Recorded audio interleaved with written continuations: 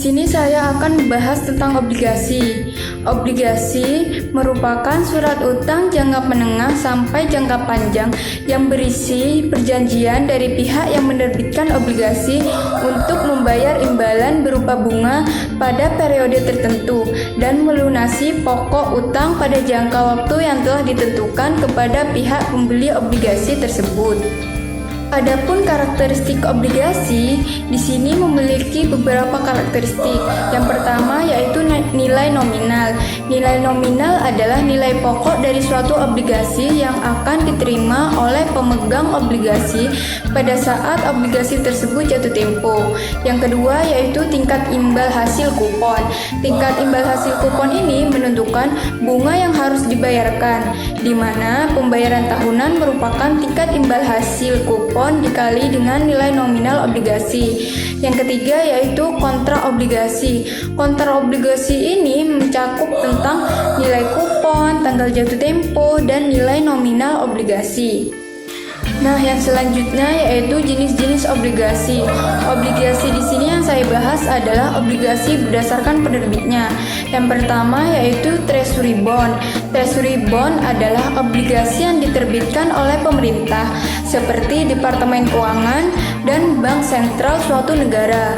Adapun resikonya adalah kecil karena ditanggung langsung oleh negara.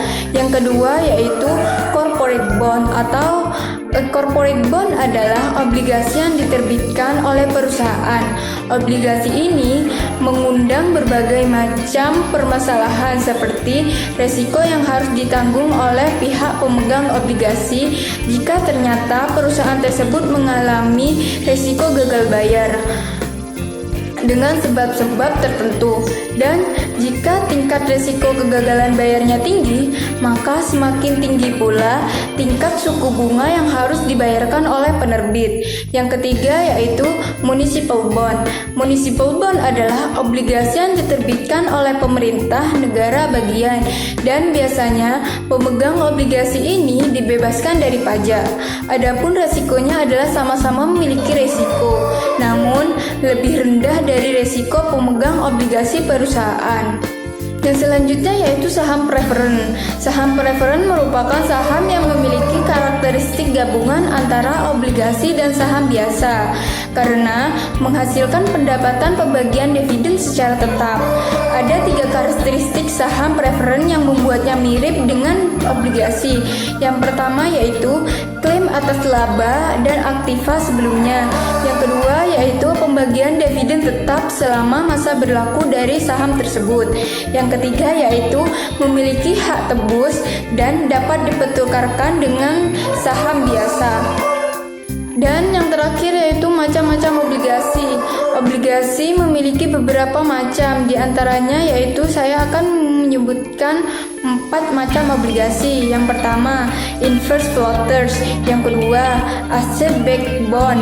Yang ketiga, obligasi bencana. Dan yang terakhir yaitu obligasi terindeks atau index bonds. Selanjutnya yaitu bond pricing. Nah, rumus untuk mencari bond pricing ini pada dasarnya adalah perhitungan dari nilai sekarang dari kemungkinan arus kas masa depan yang terdiri dari pembayaran kupon dan nilai par yang merupakan jumlah penebusan pada saat jatuh tempo. Tingkat bunga yang digunakan untuk mendiskontokan arus kas masa depan dikenal sebagai hasil hingga jatuh tempo atau yang biasa disebut yield to maturity atau YTM. Selanjutnya yaitu perhitungan dari bond pricing. Pertama, nilai nominal atau nilai par dari penerbitan obligasi ditentukan sesuai dengan kebutuhan pendanaan dari perusahaan. Nah, nilai par di rumus nanti ini diasumsikan atau dilambangkan dengan huruf F. Selanjutnya yaitu pembayaran kupon selama suatu periode dihitung dengan mengalihkan tingkat kupon dan nilai nominal atau nilai par itu tadi, dan kemudian membagi hasilnya dengan frekuensi pembayaran kupon dalam setahun. Nah, pembayaran kupon ini dilambangkan dengan huruf C.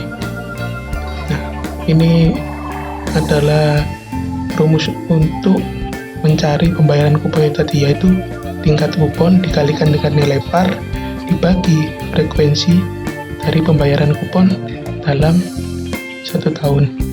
Selanjutnya, jumlah total periode hingga jatuh tempo dihitung dengan mengalihkan jumlah tahun hingga jatuh tempo dan frekuensi pembayaran kupon dalam setahun.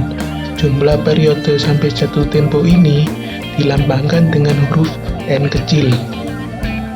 Nah, ini ya adalah rumusnya untuk mencari jumlah periode sampai jatuh tempo atau N kecil. Nah, jumlah tahun hingga jatuh tempo ini dikali dengan jumlah pembayaran kupon dalam 1 tahun. Sekarang, hasil hingga jatuh tempo atau yield to maturity adalah faktor pendiskontoan dan ditentukan berdasarkan pengembalian pasar saat ini dari investasi dengan profil risiko yang serupa. Yield to maturity atau YTM ini dilambangkan dengan huruf R kecil. Nah, angka selanjutnya yaitu nilai sekarang dari pembayaran kupon pertama, kedua, ketiga, dan seterusnya bersama dengan nilai sekarang dari nilai nominal yang akan ditebus setelah N periode sebagai berikut. Nah, present value pembayaran kupon pertama, present value pembayaran kupon kedua, ketiga, sampai pembayaran kupon ke N. Nah, di bawahnya yaitu present value dari nilai par. Selanjutnya yaitu menambahkan bersama nilai sekarang dari semua pembayaran kupon dan nilai par, memberikan harga obligasi seperti di sini. Karakteristik utama dari bond pricing ini atau harga obligasi ini yaitu semua dianggap sama. Nah, adalah bahwa obligasi akan dihargai lebih tinggi untuk semua karakteristik kecuali untuk imbal hasil hingga jatuh tempo. Hasil yang lebih tinggi hingga jatuh tempo menghasilkan harga obligasi yang lebih rendah. Baiklah, di sini saya akan menjelaskan mengenai bond yield atau yield obligasi. Yield sendiri merupakan tingkat pengembalian suatu instrumen keuangan. Instrumen keuangan yang akan kita bahas adalah obligasi. Investor biasanya menggunakan harga obligasi, tanggal jatuh tempo, dan kupon untuk menentukan berapa pengembalian yang akan mereka dapatkan apabila membeli obligasi tersebut. Yield yang pertama yakni yield to maturity. Yield to maturity adalah tingkat pengembalian atau return pada obligasi apabila obligasi tersebut dimiliki hingga jatuh tempo. Untuk rumus menghitung yield to maturity sudah disediakan di atas. Kemudian di situ ada INT. INT merupakan nilai kupon. M merupakan maturity value atau nilai jatuh tempo atau bisa juga nilai pari. Kemudian PV merupakan harga obligasi sekarang, dan N kecil merupakan lama waktu obligasi hingga jatuh tempo. Langsung ke contoh soal ya. Ada soal suatu obligasi memiliki kupon 10%. Jatuh temponya 10 tahun. Dijual pada harga $920 dengan nilai pari $1.000. Berapa yield to maturity obligasi tersebut pada saat jatuh tempo? Hitung nilai kupon terlebih dahulu. Kuponnya tadi 10% dikali dengan nilai parinya $1.000, maka diperoleh nilai kuponnya $100. Kemudian nilai pari dikurangi dengan harga beli obligasi pada saat ini, yakni 1.000 dikurangi $920, diperoleh $80. Kemudian $80 tadi dibagi dengan dibagi dengan masa jatuh tempo obligasi tersebut, yakni 10 tahun. Maka 80 dibagi 10 sama dengan $8. $100 ditambah $8 tadi hasilnya $108. Kemudian untuk penyebutnya $1.000 atau nilai pari tadi ditambah dengan nilai obligasi pada saat ini, yakni $920, dibagi 2, yakni hasilnya 960. Jadinya 108 dibagi 960 sama dengan 11,25%.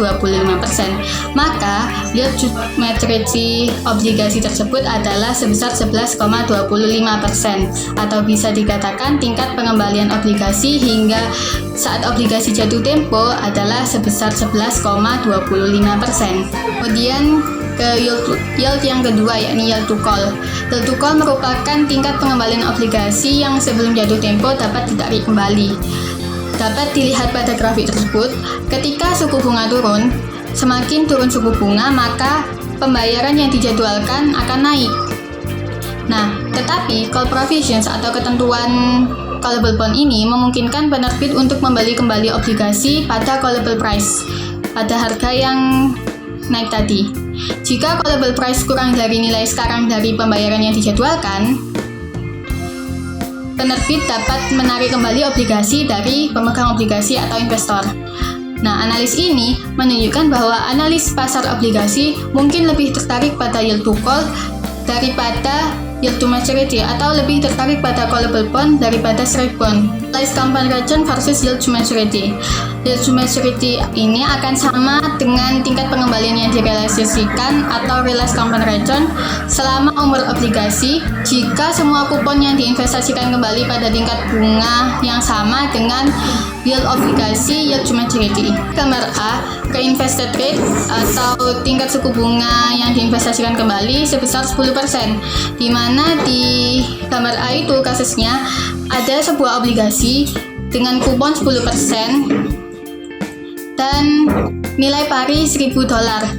Maka pada tahun pertama yang dibayarkan adalah kuponnya sebesar 10% dari $1.000 tadi, sehingga diperoleh nilai kuponnya $100. Kemudian pada tahun kedua, kemudian kupon tersebut diinvestasikan kembali dengan tingkat suku bunga yang sama dengan kupon obligasi yang pertama tadi. Sehingga pada tahun kedua, selain memperoleh pembayaran kupon dan nilai nominal, investor obligasi juga memperoleh pembayaran dari investasi kupon yang dilakukannya tadi sebesar ada tambahan $10. $10 ini diperoleh dari 10% dikali $100, yakni dari kupon yang tadi. Sehingga pada tahun kedua tersebut investor memperoleh sebesar $1.210.